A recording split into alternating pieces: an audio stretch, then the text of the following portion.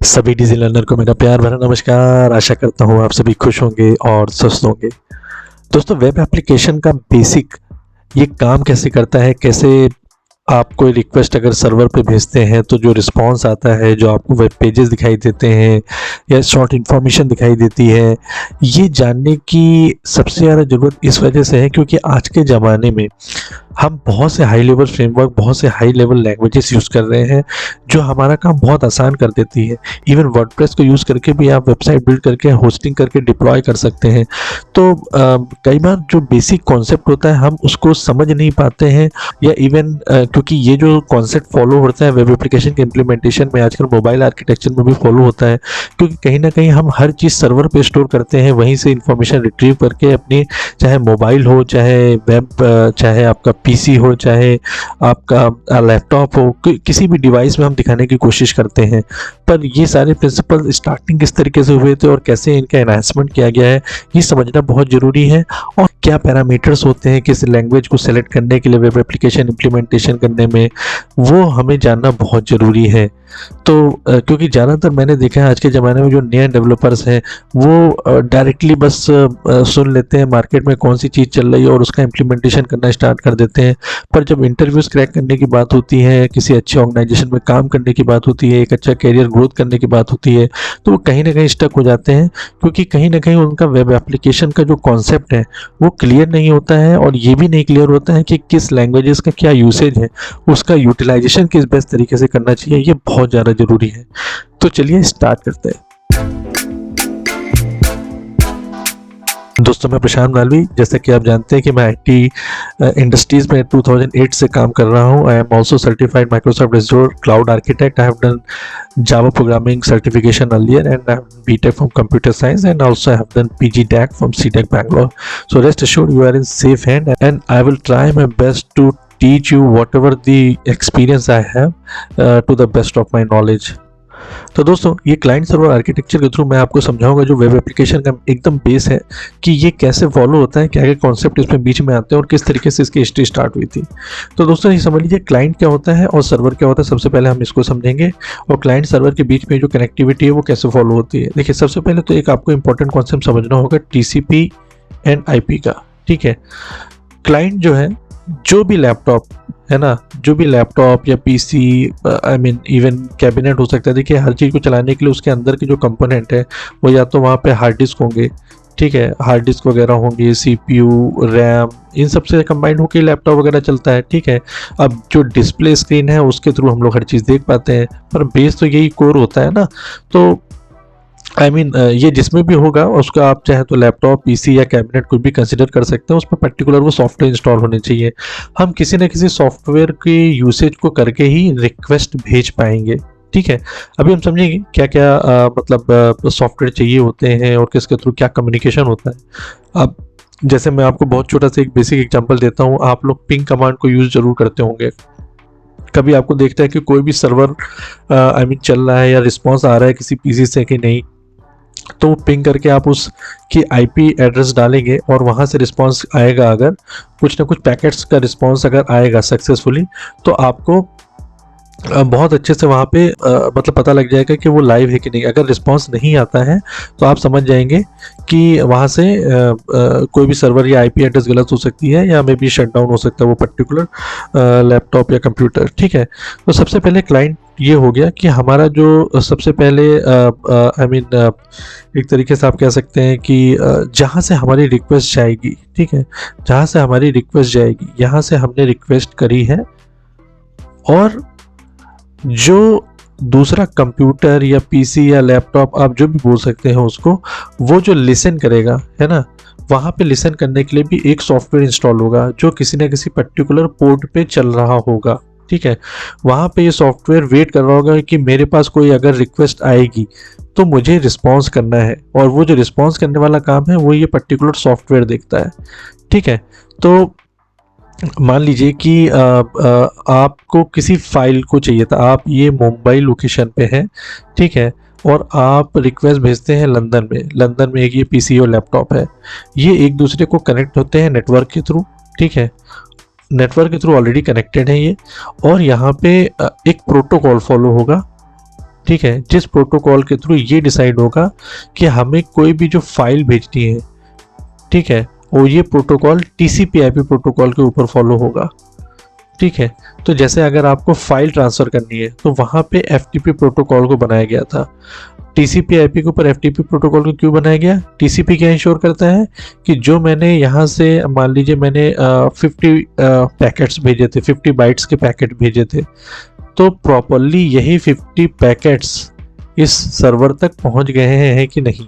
ठीक है, और IP क्या इंश्योर करता है कि एड्रेस क्या है, उसका पर्टिकुलर एड्रेस। ठीक है, तो फिर से क्लियरली समझने की कोशिश करते हैं।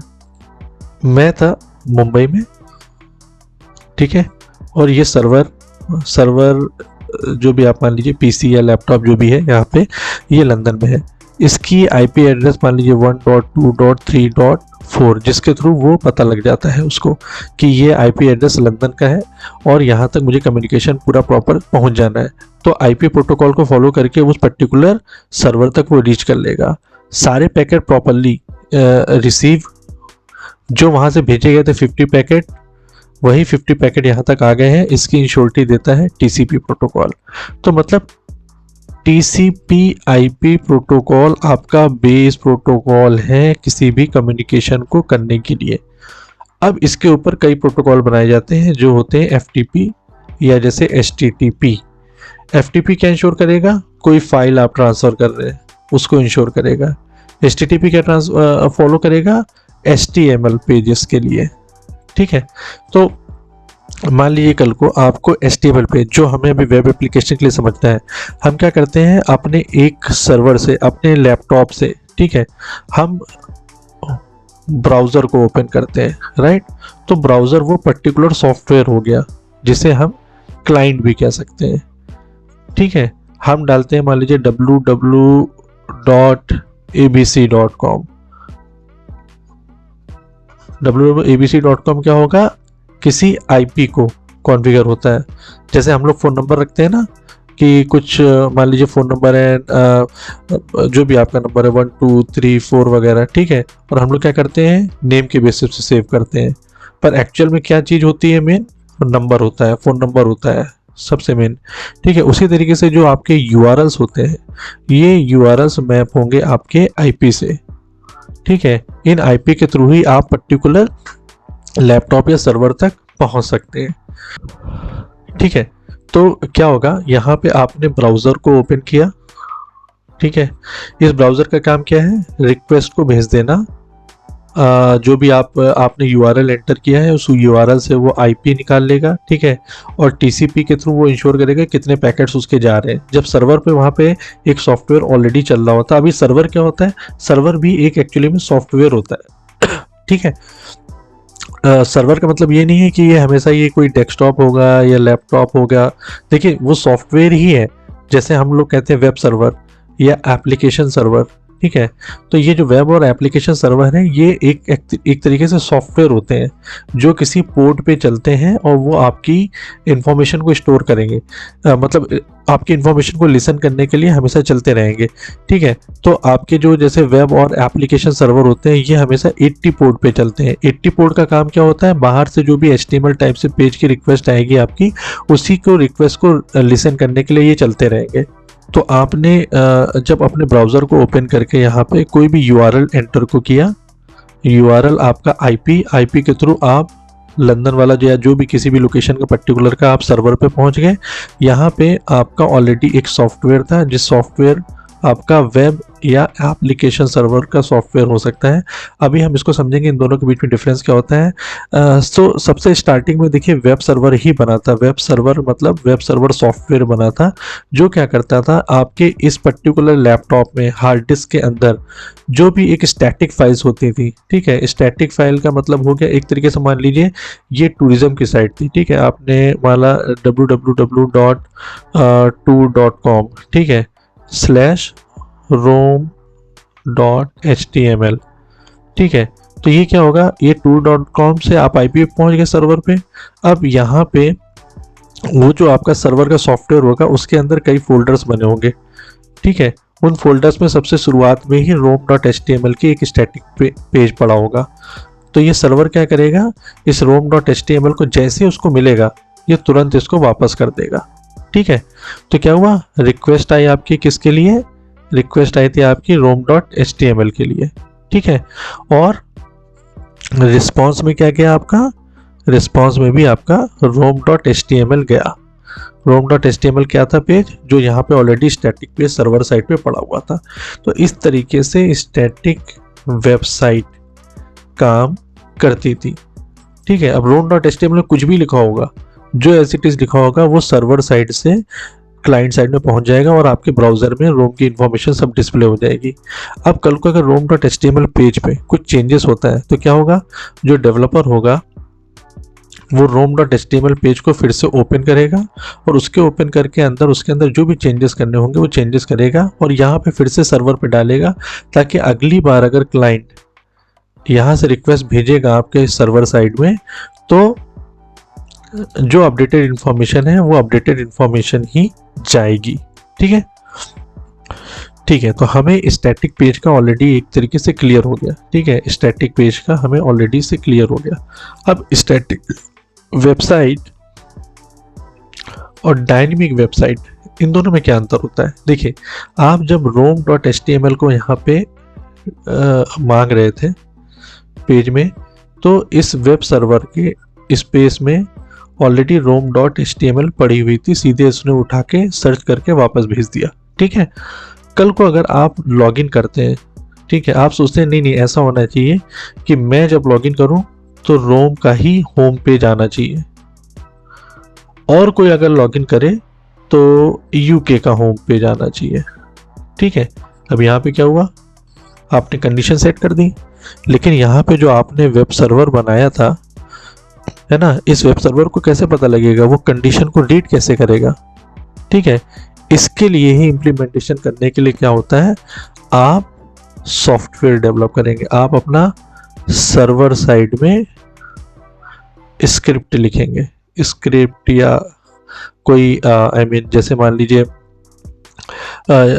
आप किसी जावा फाइल को लिखेंगे या PHP फाइल को लिखेंगे जो इस कंडीशन को रीड करेगी। ठीक है, अब आप कैसे सिलेक्शन करेंगे कि हमें जावा लिखना है, हमें PHP लिखना है या हमें पाइथन करना है, ये सारी चीज़ें डिपेंड करती हैं कि आपने यहाँ पर्टिकुलर पोर्शन में, ये सारी चीज़ें डिपेंड करती है कि आपने यहाँ पर्टिकुलर पोर्शन में कौन से टाइप का वेब सर्वर रखा है। अगर आपका वेब सर्वर ऐसा बना है जो सिर्फ जावा फाइल को रीड कर सकता है, जैसे मान लीजिए अपाचे, ठीक है, या मान लीजिए आपने IIS सर्वर को इंस्टॉल कर रखा है जो कि .NET में बनी हुई एप्लीकेशंस को खाली रीड कर सकता है, तो आपको उसी में कस्टमाइज लैंग्वेज में कोड लिख के बनाना पड़ेगा जो कि क्लाइंट साइड से जो आपको इफ एंड एल्स की कंडीशन है ना, इसको रीड करके सर्वर को बताएगा, मतलब उसके सॉफ्टवेयर को बताएगा कि भाई यहाँ से जो इन्फॉर्मेशन आ रही है उसमें ऐसे ऐसे कंडीशन है। जैसे मान लीजिए आपने क्लाइंट साइड से आपने लिखा लॉगिन .do, अब do तो जो है वो कोई HTML तो है नहीं, है ना, वो कैसे पता लगेगा। तो सर्वर क्या करेगा, यहाँ पे सर्वर जब यहाँ पे ढूंढेगा तो उसको मिलेगी नहीं इन्फॉर्मेशन, तो वहाँ पे एक कॉन्फ़िगरेशन फाइल होती है। ठीक है, उस कॉन्फ़िगरेशन फाइल में आप बोल सकते हो कि भाई अगर इस एक्सटेंशन के साथ में फाइल आई तो आप मेरा सॉफ्टवेयर को कॉल कर देना। ठीक है, जो आपने नई स्क्रिप्ट बनाई सॉफ्टवेयर की, आप उसको कॉल कर दीजिएगा। अब इसको हम एक जावा की एग्जांपल के थ्रू समझने की कोशिश करेंगे और आप मैप कर पाएंगे फिर कैसे PHP में होगा, कैसे पाइथन में होगा, कैसे बाकी लैंग्वेजेस में होगा, मैं उसको मैप करता हूँ। ठीक है, तो यहाँ से मान लीजिए आपकी आ गई कोई भी, मतलब कोई ऐसा एक्सटेंशन आ गया जो एक्सटेंशन सर्वर समझ नहीं पाता है, जैसे login.do। ठीक है, अब login.do यहाँ पे एक कॉन्फ़िगरेशन फाइल रहेगी सर्वर में। सबसे पहले तो जो आपका वेब सर्वर पड़ा हुआ था, मान के चलते हैं अभी मैं अपाचे सर्वर को ही ले लेता हूँ। ठीक है, अपाचे सर्वर ने यहाँ पे सबसे पहले स्टैटिक फाइल को सर्च करेगा, स्टैटिक फाइल अगर उसको नहीं मिलती है उसके बाद ही वो अपनी कॉन्फ़िगरेशन फाइल को ढूंढेगा। उस कॉन्फ़िगरेशन फाइल में आपको मैपिंग देनी पड़ती है कि अगर ये लॉगिन डॉट डू आए तो मेरी कौन सी फाइल को कॉल कर दे, तो आपने लिखा कि भाई लॉगिन डॉट जावा को कॉल कर देना, ठीक है। तो लॉगिन डॉट जावा को जब वो कॉल करेगा तो आपने इस जावा फाइल के अंदर एक आप डॉट जावा करके फाइल बनाएंगे, मतलब कंपाइल फॉर्म में रहेगी डॉट क्लास के अंदर, लेकिन आप इस जावा फाइल के अंदर अपनी इफ़ कंडीशन लिख देंगे कि भाई मुझे रोम का पेज किस यूज़र को दिखाना है, यूके का पेज किस यूज़र को दिखाना है। इस कंडीशन के बेसिस पे आप ऑलरेडी 2-3 जो HTML पेज बनाए होंगे या HTML की कोडिंग कर रखे होंगे, वही पर्टिकुलर चीज़ आ जाएगी आपके रिस्पॉन्स के अंदर, और यही रिस्पॉन्स आपका वापस जाएगा ब्राउज़र में, जहाँ पे उसकी कंडीशन के बेसिस पे वो इंफॉर्मेशन पर्टिकुलर डिस्प्ले हो जाएगी, ठीक है। अब कल को अगर आपका यहाँ पे जो सर्वर है वो IIS सर्वर है जो माइक्रोसॉफ्ट वाला है, तो आपको ये जो कंडीशन लिखी है आपको जावा में नहीं लिखनी पड़ेगी, तब आपको C# में लिखनी पड़ेगी या VB.NET में लिखनी पड़ेगी, ठीक है। इसी तरीके से अगर आपने PHP से रिलेटेड कोई सर्वर बना रखा है, या जैसे मान लीजिए यहाँ पे आपने JBoss इंस्टॉल कर रखा था तो या टॉमकैट को आपने इंस्टॉल कर रखा था, तो आपको मस्ट है कि वो डॉट जावा फाइल ही बनानी पड़ेगी, क्योंकि वो डॉट जावा फाइल ही समझ पाएगा। वो उसको कंपाइल करेगा, सर्वर उसकी जो कंडीशन है उसको लिखेगा, फिर वो रिस्पॉन्स मैंने जो आपको बताया है उस रिस्पॉन्स के अंदर वो जाएगा और रिस्पॉन्स के अंदर वो राइट करके वापस ब्राउज़र को देगा, तभी वो चीज़ एग्जीक्यूशन होगी। तो इस तरीके से एप्लीकेशन एक्चुअली में काम होती है, ठीक है। तो अब हम ये कैसे डिसाइड करेंगे कि हमें एक्चुअली में कौन सी लैंग्वेज या कौन से सर्वर को यूज़ करना है, या बाय मिस्टेक हमने कोई गलत सर्वर को इंस्टॉल कर दिया था, मतलब मैं चाहता था कि मैं पाइथन में सब चीज़ें बनाऊँ और मैंने गलती से जेबॉस सर्वर को डाल दिया, टॉमकैट सर्वर को डाल दिया, तब तो मैं फंस गया यहाँ पे, ठीक है। तो देखिए, सबसे पहले की बात है कि जब आप सर्वर इंस्टॉल करोगे आपको एकदम क्लियरली होना चाहिए उस समय कि मैं किस सर्वर को इंस्टॉल करके एक्सटेंशन करना है तो मैं उस लैंग्वेज में कर पाऊँगा, ठीक है। तो इसके लिए इसीलिए बहुत ज़्यादा ज़रूरी होता है कि आपकी सारी रिक्वायरमेंट पहले से क्लियर हो। क्या होगा वहाँ पे, मान लीजिए जब आप वेब एप्लीकेशन डिसाइड करते हैं बनाने के लिए, तो आपको ये पता होना चाहिए मैं बना किसके लिए रहा हूँ। मैं अगर बैंक के लिए बना रहा हूँ, मैं या किसी कॉमन पर्सन के लिए बना रहा हूँ, क्या मेरी कोई प्रोफाइल पब्लिक रहेगी, क्या उसमें सेंसिटिव डाटा रहेगा, ये सब चीज़ों के बेसिस पे आप प्राइवेसी को देखते हुए, सिक्योरिटी को देखते हुए, क्योंकि हो सकता है कल को आप किसी बैंक के एप्लीकेशन बना रहे हो और उनसे ये रिक्वायरमेंट है कि नहीं हमें सिक्योर एप्लीकेशन चाहिए और परफॉर्मेंस में हम कॉम्प्रोमाइज़ कर लेंगे पर सिक्योर एप्लीकेशन होनी चाहिए, और परफॉर्मेंस हो सके तो आप बेटर कर दिए तो हमारे लिए बहुत अच्छा है। तो बाय डिफ़ॉल्ट आप जावा लैंग्वेज का वहाँ सिलेक्शन करेंगे क्योंकि जावा सिक्योर मानी जाती है। पर अगर क्लाइंट आपका ये कह रहा है कि नहीं मुझे कोई मतलब नहीं सिक्योरिटी वगैरह से, परफॉर्मेंस अच्छी नहीं, जो आप जल्द से जल्द बना दिए मिनिमम कॉस्ट के साथ में, वो कह रहा है कि मुझे मिनिमम कॉस्ट के साथ में चाहिए, तो आप अननेसेसरी जावा को इम्प्लीमेंटेशन नहीं करेंगे क्योंकि जावा के जो सर्वर्स होते हैं उनकी कॉस्ट हाई होती है, ठीक है। तो आप क्या करेंगे, आप चाहे तो PHP को यूज़ कर लेंगे, आप चाहे तो पाइथन को यूज़ कर लेंगे। आप जब मार्केट में जाएंगे होस्टिंग करने के लिए तो आपको ऑलरेडी सारी सर्वर्स की प्राइसिंग की इन्फॉर्मेशन वहाँ पे दिखाई देती है, ठीक है। तो उन सर्वर की इन्फॉर्मेशन के बेसिस पे आपको समझ में आ जाएगा कि अच्छा मैं कौन सा सर्वर लूँ जो मुझे चीप पड़ेगा। अगर मुझे PHP से सारा काम चलता है और उसको जल्द से जल्द डेवलपमेंट 2-3 डेज़ में मैं दे सकता हूँ, तो मैं PHP या पाइथन वगैरह का जो सर्वर सस्ते पड़ते हैं मैं उसमें डेवलपमेंट करके उनको चीज़ें दे दूँगा। लेकिन वो कह रहे हैं कि नहीं आप चाहे टाइम जितना ले लो लेकिन मेरे को सिक्योर एप्लीकेशन चाहिए, तो मैं जावा के जो सर्वर्स हैं उनकी कॉस्ट भले ही हाई होगी जो भी है, मैं जावा में ही इम्प्लीमेंटेशन करके उसको दूँगा। इस तरीके से सारी चीज़ें होती हैं। अब देखिए आज के ज़माने में क्या है कि एक Node.js सबसे ज़्यादा पॉपुलर हो रही है, ठीक है। वो क्यों पॉपुलर हो रही है उसके रीज़न को समझने की कोशिश करते हैं, ठीक है। देखिए होता क्या है कि ब्राउज़र साइड में भी वैलिडेशन लगाने के लिए जावास्क्रिप्ट का यूसेज सबसे ज़्यादा होता है, जो कि आजकल हम लोग जानते हैं कि मतलब पहले के ज़माने में सर्वर साइड में, जैसे अभी मैंने थोड़ी देर पहले आपको एग्जांपल दिया था login.do का जो HTML पेज यहाँ से वापस गया है, उस HTML पेज के अंदर भी अगर हमें वैलिडेशन क्लाइंट साइड में रखने हैं तो हम जावास्क्रिप्ट का इस्तेमाल करते थे, ताकि क्लाइंट साइड में भी एक चेक हो जाए, कोई वैलिडेशन करना ईमेल एड्रेस की वजह नंबर या कुछ और नहीं डाल दे रहा है वो, तो सर्वर साइड में चेक जब तक वो आएगा तो परफॉर्मेंस को इम्पैक्ट करेगा। 2 लेवल के चेक तो हमेशा हम लोग रखेंगे कि भाई यहाँ पे भी चेक कर लिया, यहाँ पे भी चेक कर लिया, लेकिन अगर यहाँ पे कोई हमने हमने वैलिडेशन नहीं रखा, सीधे यहीं पे बार बार लाके रिक्वेस्ट रिस्पांस ले जा रहे थे, तो उसमें काफ़ी डिले होता था। आज के ज़माने में तो क्या है, अभी जावास्क्रिप्ट की कई बहुत बेहतरीन लाइब्रेरीज में इम्प्लीमेंटेशन हो चुका है, चाहे वो एंगुलर हो गई, चाहे वो हम रिएक्ट जेएस हो गई जो कि काफ़ी पॉपुलर हो रही है, जो इमीडिएटली एजेक्स वगैरह का यूसेज करके, हमारे एजेक्स का मतलब एसिंक्रोनस कॉल, पहले क्या होता था सिंक्रोनस कॉल होती थी। इस सिंक्रोनस कॉल के बेसिस पे क्या होता था कि आपकी कोई भी रिक्वेस्ट सर्वर पे जाएगी, सर्वर से जब तक रिस्पांस वापस नहीं होता है तो पेज यहाँ पे लोड होता रहता था, ठीक है। अब एजेक्स के बेसिस पे ऐसा नहीं होता है, आपका पेज में से कोई पर्टिकुलर सेक्शन की रिक्वेस्ट आप भेजिए, उसमें मल्टीपल सेक्शन में आपको पूरा पर्टिकुलर पेज डिवाइड हो जाएगा, आप उसको भेजिए और सर्वर से उस पर्टिकुलर रिस्पॉन्स आ जाएगा वापस, सिर्फ उस पर्टिकुलर सेक्शन में डिस्प्ले करने के लिए, पूरे पेज को लोड होने की ज़रूरत नहीं होती है। तो इतने ज़्यादा ये एडवांटेजेस हो चुके हैं एजेक्स के आने के बेसिस पे, ठीक है। तो होता क्या है, जावास्क्रिप्ट का मेन काम क्या है, जावास्क्रिप्ट सबसे ज़्यादा हमेशा आपके क्लाइंट साइड पे ही रहेगी, आपके वैलिडेशन ब्राउज़र पे लोड रहेगी, वहीं पे सारा काम करेगी। लेकिन कोई इन्फॉर्मेशन आपको सर्वर से लेटेस्ट इन्फॉर्मेशन चाहिए तो उसके लिए आपको सर्वर को कॉल करना पड़ेगा। सर्वर पे आपकी या तो जावा होगी, या तो आपकी डॉटनेट होगी, ठीक है, या आपकी पाइथन या पीएचपी जो भी आप मान सकते हैं वो होगी।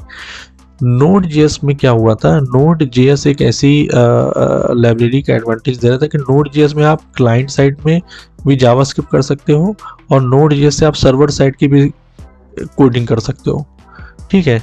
इसीलिए जब नोड जेएस इकलौती खाली किसी को आती है तो क्लाइंट का कोड लिखना हो चाहे सर्वर साइड का कोड लिखना हो वो दोनों लिख लेता है, और ऐसे लोगों को हम लोग फुल स्टैक डेवलपर बोलने लग गए, क्योंकि वो चाहे बैक एंड साइड हो चाहे फ्रंट एंड साइड हो, दोनों जगह की लॉजिक वो लिख सकते थे तो इम्प्लीमेंटेशन कर सकते थे। जावास्क्रिप्ट के लिए देखिए क्या होता था कि पहले एक ब्राउज़र साइड में इंजन बनता था जो HTML के लिए हुआ था यूटिलाइजेशन, पर बाद में नोड.js ने यही काम किया कि इसका एडवांटेजेस, इसका यूसेज इस तरीके से कर दिया कि वो सर्वर साइड में भी उसका एग्जीक्यूशन किसी भी फॉर्म में कर सकते हैं। जैसे जावा में हम बाइट कोड में कन्वर्ट करते हैं, उसके बाद एग्जीक्यूशन करा ले जाते हैं ऑपरेटिंग सिस्टम के बेसिस पे, है ना। वैसे ही सेम चीज़ इन्होंने क्या करी कि यहाँ पे नोड.js में जो इम्प्लीमेंटेशन हुआ है उसके लिए एक उन्होंने वर्चुअल मशीन बनाई, वर्चुअल मशीन कन्वर्ट कर देता तो ऑपरेटिंग सिस्टम के इंस्ट्रक्शन में। तो इस वजह से इसका सबसे बड़ा एडवांटेज हुआ फुल स्टैक डेवलपर बनने के लिए, ठीक है। तो इसीलिए आज के ज़माने में कई कंपनीज ऐसा है कि वो सबसे ज़्यादा प्रेफर ये करती हैं कि भाई मुझे नोड.js डेवलपर का बंदा मिल जाए ताकि मुझे क्लाइंट और सर्वर दोनों साइड में अलग अलग डेवलपर रखने की जरूरत ना हो, फुल स्टैक डेवलपर होगा और एजाइल बेसिस में भी बेस्ट तरीके से काम हो पाएगा, ठीक है। तो ये एक तरीके से बेसिक कॉन्सेप्ट हुआ जो आपके क्लाइंट सर्वर आर्किटेक्चर के लिए सबसे ज़्यादा यूटिलाइजेशन होगा, और आपको भी सारी चीज़ें अब इस समय क्लियर होंगी कि स्टैटिक और डायनेमिक पेजेस में क्या अंतर होता है, ठीक है। स्टैटिक पेजेस पे सीधे सीधे HTML वापस कर देगा। अब यहाँ पे बात आती है वेब और एप्लीकेशन सर्वर को समझने के लिए, ठीक है। वेब एप्लीकेशन सर्वर क्या करता है, आपके उसमें जो स्टैटिक पेज होते हैं उन सब चीज़ों को खाली इम्प्लीमेंटेशन करके वो वापस कर देता है, ठीक है। अब आज के ज़माने में क्या होगा, देखिए एप्लीकेशन सर्वर और वेब एप्लीकेशन सर्वर में जो डिफरेंस होना शुरू हुआ था वो जावा की वजह से हुआ था। क्यों? क्योंकि जावा में बीच में एक लेयर आ गई थी EJB की, एंटरप्राइज जावा बीन्स की। तो EJB से रिलेटेड जो चीज़ें थी, तो जैसे आपका मान लीजिए जो JBoss था, JBoss में आपका टॉमकैट ऑलरेडी इनबिल्ट था जो कि वेब सर्वर था, वो आपके सर्वलेट या JSP जो कि .java फाइल है, सर्वर साइड में रीड करने के लिए आपकी जो कंडीशन वगैरह सब लिखनी थी वो सारी चीज़ों को कन्वर्ट करके उनको HTML में बनाता था रन टाइम पे, वो वापस करता था। लेकिन EJB थोड़ा अलग टाइप सी चीज़ें थी जिनको रीड करने के लिए सर्वर में एडिशनल कंपोनेंट ऐड किया गया था जो EJB को रीड कर सकते थे। अब तो जब से स्प्रिंग का ज़माना आ गया है तो स्प्रिंग ने इतनी चीज़ें आसान कर दी गई हैं कि EJB का कॉन्सेप्ट ही ख़त्म कर दिया गया, इसलिए EJB टॉमकैट के अंदर चल जाता है, ठीक है। स्प्रिंग EJB का कॉन्सेप्ट खत्म हुआ, स्प्रिंग ने ऐसी कई चीज़ें फीचर्स दे दी जो ट्रांजेक्शन वगैरह से जो एक्चुअल में एडवांटेजेस हमें EJB से मिलता था उन सब चीज़ों को रिप्लेस करके वो टॉमकैट के अंदर कर दिया। तो अब क्या है, एप्लीकेशन सर्वर इन दोनों के कॉम्बिनेशन को कहा जाता था, ठीक है। वेब सर्वर खाली वही कहा जाता था जो सर्वलेट JSP को रीड करता था, पर EJB का अगर आपने कोडिंग कर दिया तो आपको ऐप सर्वर चाहिए ही चाहिए था, जो JBoss थे या वेबलॉजिक थे, है ना, ये सारी चीज़ें ऐप सर्वर थी। लेकिन जब से स्प्रिंग आया है उसने EJB को रिप्लेस किया है, तो चाहे टॉमकैट हो चाहे वेबलॉजिक हो या कोई और सर्वर हो, उसमें कोई डिफरेंस नहीं रह गया, सभी वेब सर्वर हैं इस समय, ठीक है।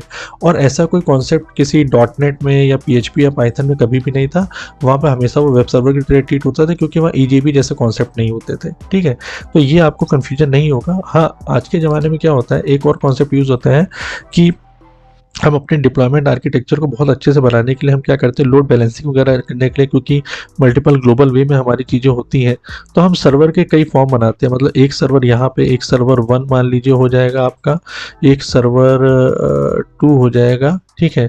यहाँ पे हम क्या कर देंगे, ये जो वेब सर्वर यहाँ पे भी इंस्टॉल करेंगे, यहाँ पे भी वेब सर्वर इंस्टॉल करेंगे। लेकिन जो अपनी एप्लीकेशन की ER फाइल है, जो कस्टमाइज कोड है हमारा, EAR हो गया, वॉर फाइल हो गया एक तरीके से। EAR तो तब कहते थे जब EJB होता था, अब तो सब कुछ वॉर फाइल या वेब आर्काइव फाइल है। इसको हम सर्वर 2 पे रखते हैं। और ये जो वेब सर्वर पहला वाला था, जो कि वो यहाँ पे भी वॉर फाइल हम डाल सकते थे, लेकिन हम डालते नहीं है। ये क्या करता है, खाली बैलेंसिंग का काम करता है, रूटिंग का काम करता है एक तरीके से, कि हमें किस सर्वर, यहाँ पे मल्टीपल सर्वर इंस्टॉल हो जाएंगे 1 2 3 4 5, और वो रूटिंग का काम करेगा, स्केलेबिलिटी को बैलेंस करेगा। तो इसको हम लोग वेब सर्वर कहने लग जाते हैं आज के ज़माने में। और यहाँ जहाँ पे हमने वॉर फाइल डाली थी, वहाँ से रिस्पॉन्स जाता है वेब सर्वर के थ्रू वापस, तो उसको हम एप्लीकेशन सर्वर कहने लग जाते हैं। ये खाली डिफरेंस होता है। इसके अंदर कई मैनेज सर्वर्स वर्चुअल लेवल पे बनाए जाते हैं, रैम को मैनेज करने के लिए, या आपकी जो भी मेमोरी या हार्ड डिस्क है उन सबको मैनेज करने के लिए कई कस्टमाइजेशन वर्चुअल फॉर्म में डिवाइड किए जाते हैं सर्वर, मेन इंस्टेंस को, मास्टर सर्वर को, तो उसको हम मैनेज सर्वर कर देते हैं। तो मेन डिफरेंस अब वेब और ऐप में कोई नहीं है, लेकिन जहाँ पे वॉर हम डिप्लाई करते हैं तो उसको हम ऐप सर्वर कहने लगते हैं। और जो बीच का एक और सर्वर होता है वो खाली रूटिंग का काम करता है। इसके पहले भी एक लोड बैलेंसर कह सकते हैं। लोड बैलेंसर भी कुछ अलग से चीज़ नहीं है, वो भी सर्वर जैसा काम है। वहाँ पे लोड बैलेंसर में कई कस्टमाइजेशन फॉर्मेटिंग आ जाती है कि आपको लोड कैसे बैलेंस करना। मतलब यहाँ पे आपने बोला कि भाई 20 से ज़्यादा रिक्वेस्ट आएगी तो किस वेब सर्वर को भेजना है, या किसी और बेसिस पे भेजना है, जो भी कंडीशंस यहाँ पे हो सकती हैं, या किसी यूज़र के लिए, स्पेशल यूज़र के लिए किसी और सर्वर पे भेजना ताकि उसको हमेशा रिस्पॉन्स जाता रहे, कभी चीज़ें बंद ना हो। तो ये सब चीज़ें मतलब कस्टमाइजेशन की आती हैं बस खाली अलग से। तो आई होप कि ये इन्फॉर्मेशन आपके लिए हेल्पफुल हुई हो, थोड़ी बहुत कॉन्सेप्ट्स आपके क्लियर हुए हों। मैं इसको थोड़ा सा और डिटेल में बनाने की कोशिश करूँगा। अगर आपको कुछ चीज़ें नहीं समझ में आती हैं तो प्रॉपर अच्छे से डायग्राम बनाने की कोशिश करूँगा, ताकि आपको सारी चीज़ें क्लियर हों। आप कमेंट ज़रूर करिएगा ताकि मुझे पता लगे कि मेरी ये छोटी सी इन्फॉर्मेशन आपकी कितने काम आई है। So thank you so much for your valuable time. If you still have any query, you can WhatsApp me, you can mail me any time. Thank you so much.